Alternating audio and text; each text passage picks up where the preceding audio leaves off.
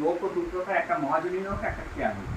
মানে এখানে যে নদীটার কথা রয়েছে, সেই নদীটা একটা অনামী নদী, তার কোনো পরিচিতি নেই। আর নদীর দুই পারে যে দুটো গ্রাম রয়েছে, সেই গ্রাম দুটোরও যদি মানচিত্র তোমরা খুঁজতে যাও, তাহলে মানচিত্রে সেই গ্রাম দুটো তোমরা কোনো উপস্থিতি পাবে না। দুটি গ্রামের মাঝে নাম না জানা একটা নদী প্রবাহিত হচ্ছে। এই যে বলেছে, খেয়া নৌকো পারাপার করে নদী স্রোতে, কেহ যায় ঘরে কেহ আসে ঘর হতে। মানে খেয়া নৌকোর কাজই হলো ওই যে মাঝখানে যে নদীটা, দুপাশে দুটো গ্রাম, এক গ্রামের লোককে আর এক গ্রামে নিয়ে আসছে, আর এক গ্রামের লোককে আর এক গ্রামে নিয়ে যাচ্ছে। মানে এই পারাপারের মধ্যে দিয়ে দুটো গ্রামের যে মানুষজন, তাদের মধ্যে একটা আত্মিক বন্ধন গড়ে উঠছে। গ্রাম দুটি যেন সমগ্র বাংলার পল্লী জীবনের প্রতিনিধিত্ব করছে। সমগ্র গ্রাম বাংলায় অনেক নাম জানা না জানা অনেক গ্রাম আছে, তাদের প্রতিনিধিত্ব করছে ওই গ্রাম দুটো। দুটি গ্রামের মানুষ পরস্পরকে চেনে, নদীর ব্যবধান ঘুচিয়ে খেয়া নৌকোয় তাদের মধ্যে একটা যোগসূত্র রচনা করছে। সকাল থেকে সন্ধ্যা পর্যন্ত দুই পারের মানুষের যাওয়া আসার মধ্যে দিয়ে পরস্পরের মধ্যে একটা সম্পর্ক রেখে চলে।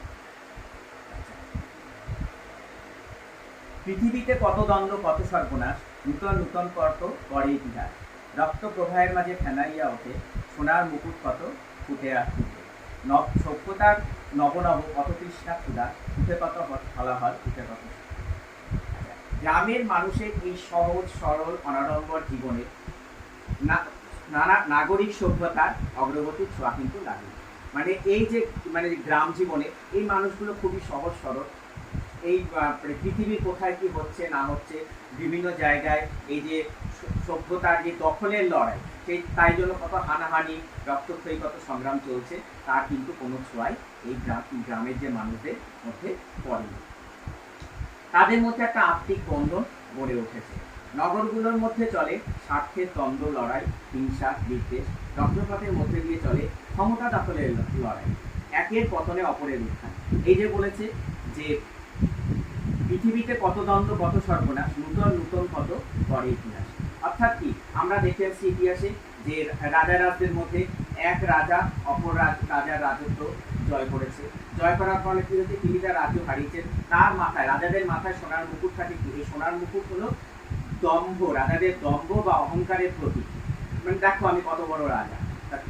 যে নতুন রাজা যে সেই রাজ্যটা জয় করলো, তখন তার মাথা থেকে সে সোনার মুকুটটা কিন্তু সে ছিনিয়ে নিয়ে সে করলো, আবার আরেকজন করলো। এই যে লোভ লালসা, এগুলো কেন হয়? এইগুলো চলে কি, লোভ লালসা, ক্ষমতা বাড়াবার ইচ্ছা, এর জন্য কি চলে, এই লড়াই বা সংগ্রাম চলে। কিন্তু এর যে প্রতিফলনটা কিন্তু ওই গ্রামের মানুষদের উপরে কোনো প্রভাব ফেলে না।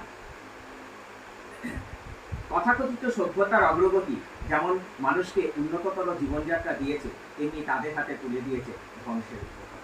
মানে যে বিজ্ঞান বলো বা যে কোনো জিনিস বলো, হ্যাঁ, তারা এর মধ্যে কি হচ্ছে, অনেক সভ্যতার অনেক কিছু নতুন নতুন উপকরণ রয়েছে, কিন্তু বেশিরভাগ ক্ষেত্রে দেখা যায় তার ফলে কি হচ্ছে, ধ্বংসই কিন্তু হচ্ছে। সভ্যতার ক্ষতিকারক রূপ অনেক ক্ষেত্রে ছাপিয়ে গেছে তার কল্যাণকর রূপ। আমাদের এখানে এই যে বিভিন্ন ধরনের বোম বা অনেক কিছু পারমাণবিক অস্ত্র বিজ্ঞান আমাদের হাতে দিয়েছে, কিন্তু আমরা কি সেগুলো সব ভালো কাজে লাগাই? ভালো কাজে লাগাই না। বেশিরভাগ ক্ষেত্রে দেখা যায় আমাদের লোভ লালসা হিংসা, হ্যাঁ, এইসব চরিতার্থ করবার জন্য কিন্তু আমরা সেগুলোকে কাজে লাগাই। সেগুলো যদি আমরা ধ্বংসাত্মক কাজে না লাগিয়ে সেগুলো যদি আমরা সৃষ্টি বা কোনো কল্যাণকর কাজে লাগাই, তাহলে কিন্তু তার ফলটা ভালো হয়। উঠে কত হলাহল, উঠে কত সুধা। এই যেটা বোঝালো, হলাহল মানে বিষ, সুধা মানে অমৃত। মানে এর ফলে কি হচ্ছে, আমাদের ক্ষতিও হচ্ছে আবার লাভ হচ্ছে, কিন্তু সে ক্ষতির দিকটা বেশি। শুধু হেতা দুই তীরে কেবা জানে না, দোহা পানে চেয়ে আছে দুই খানখান। দোহা মানে মুখের দিকে, দুটো গ্রামের দিকে চেয়ে গেছে। তাদের মধ্যে যেন একটা বন্ধুত্ব, একটা সুনিবিড় একটা আত্মিক সম্পর্ক গড়ে উঠেছে। এই খেয়া চিরদিন চলে নদীর স্রোতে, কেহ যায় ঘরে কেহ আসে ঘর হতে। কিন্তু আবহমান কাল ধরে গ্রাম বাংলার গ্রাম বাংলার প্রকৃতি ও মানুষ একে অপরের ওপর নির্ভর করে বেঁচে থাকে। বিশ্বজুড়ে চলা এই স্বার্থের দ্বন্দ্ব, হিংসা, রক্তপাতের কোনো প্রভাব পড়ে না। দুটি পাড়ের দুটি গ্রামের মধ্যে এই যে বন্ধনীর গ্রন্থি, গ্রন্থি মানে হলো গিট, গ্রন্থি মানে হলো গিট, বন্ধনীর মানে কি সেটা থেকে কিন্তু ছাড়া পাওয়া যায় না।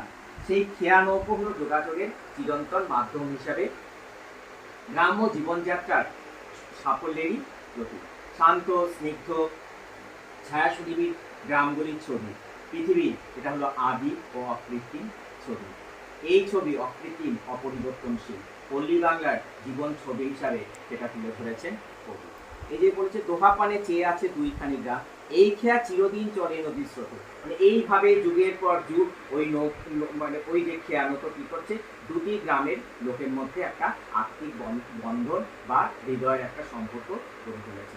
তাদের মধ্যে কিন্তু কোনো যে এই যে নাগরিক জীবনের যে হিংসা, হ্যাঁ, তাদের মধ্যে যে ক্ষমতা দখলের লড়াই, তার প্রতিফলন কিন্তু এই মানুষদের মধ্যে পড়েনি। কেহ যায় ঘরে, কেহ আসে ঘর। অর্থাৎ কি এইভাবে গ্রামের একদিকের মানুষকে অপর গ্রামে নিয়ে আসছে, সেই গ্রামের মানুষকে এই গ্রামে নিয়ে আসছে। মানে এই যে যাওয়া আসা, এটা চিরন্তন চলে আসছে এবং এটা চলেও যাবে। হ্যাঁ, সেই নাগরিক জীবনের যে ক্ষমতা দখলে যে লড়াই, তাদের যে লোভ লালসা, তার প্রভাব কিন্তু এই নাগরিক জীবনে এই গ্রাম বাংলার এই যে সহজ সরল অনাড়ম্বর যে মানুষের জীবনযাত্রা, তার উপরে কিন্তু কোনো প্রভাব ফেলতে পারে। বুঝেছ? সবাই বুঝেছ? ঠিক আছে, তাহলে এইটাই কিন্তু পরের দিনে তোমাদের হোমওয়ার্ক।